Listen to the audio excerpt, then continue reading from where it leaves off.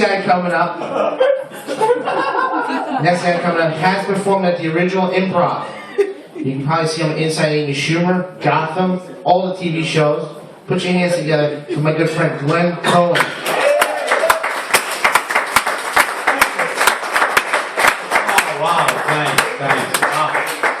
I am really having the time of my life since I found my way back to comedy. I love doing this. I love the audiences. And actually, I think they love me back.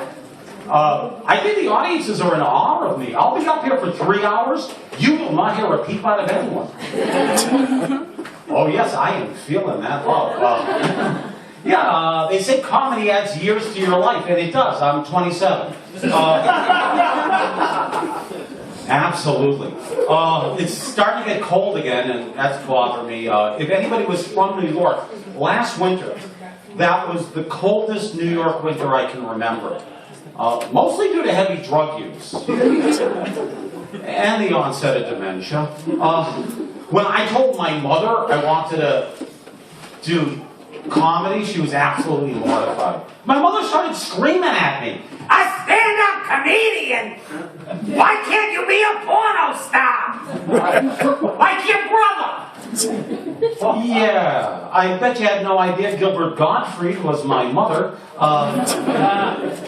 My dad was a lot more understanding. He's like, Glenn, I think it's about time somebody Jewish did stand-up. My name is Glenn Cohen. If you run into somebody named O'Brien, you instantly know they're Irish. If you run into somebody named Cohen, you instantly know they're Jewish. I looked it up in a dictionary 2 days ago. Cohen is the Hebrew word for O'Brien. Oh yeah, I hung out with a really tough crew in Hebrew school. You could tell we were the tough kids. We all wore leather yarmulkes. Had our own form of self-defense. It's called I Sue. Kid comes up to me and goes, Glenn, can I talk to you about Jews for Jesus? I'm like, damn it! I just signed up with bar mitzvahs for Buddha. Oh, man. I used to live in Boston. I used to live in a house designed by M.C. Escher. Every time I walked into my basement, I ended up on my roof.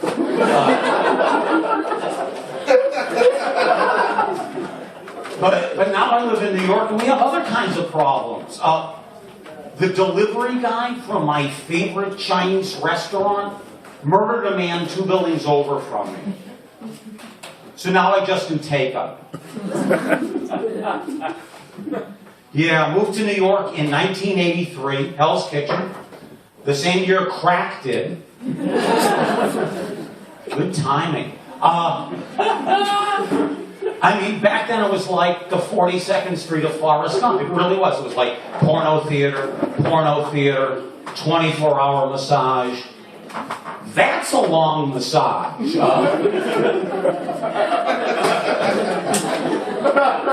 Just saying. Yeah, what else has happened? I am a member of the Screen Actors Guild. And I have been a background person in over 300 major motion pictures. For real.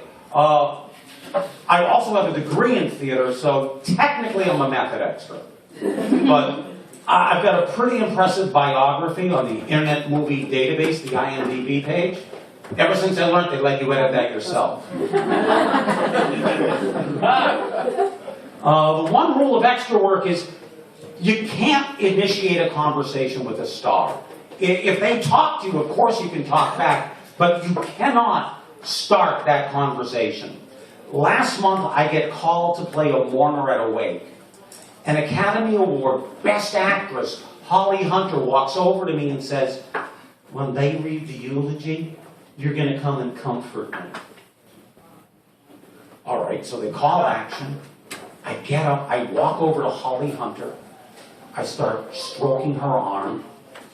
And then I bent over and I whispered in her ear, I am so, so sorry for your loss.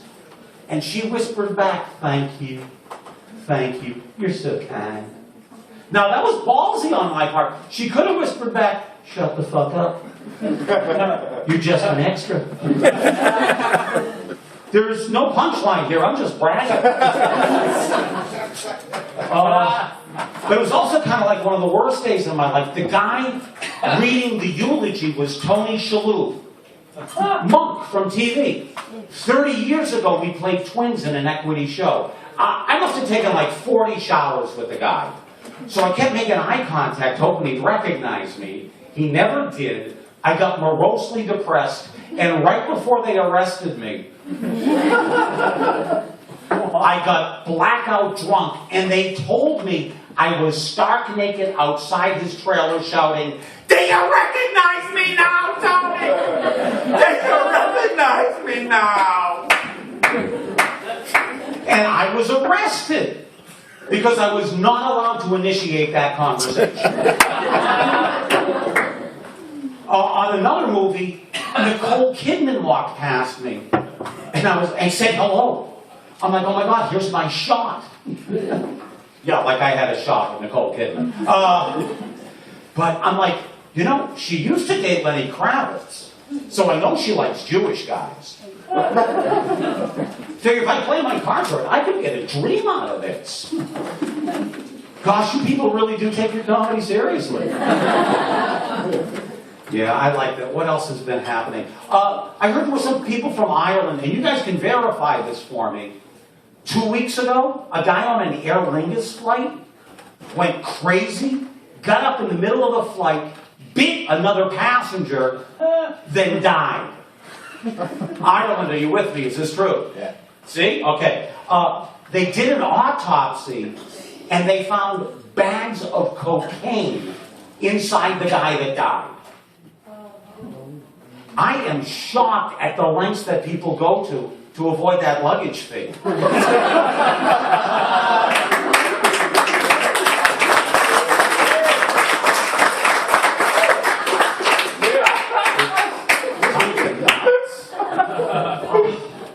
What else has been happening in New York and in my life? I did my first set of stand-up comedy in 1978 in Boston.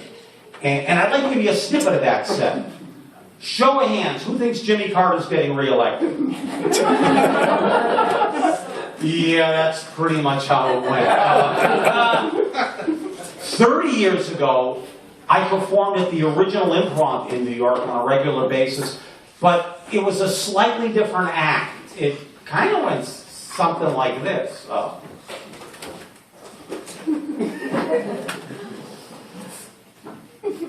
Hello. Hello. My name is Malpar Singh, and I am from India. My parents are Hindu, but they were so in love with Sammy Davis Jr. that we became converts to Judaism. So actually we are Hindus. We even have our own anthem.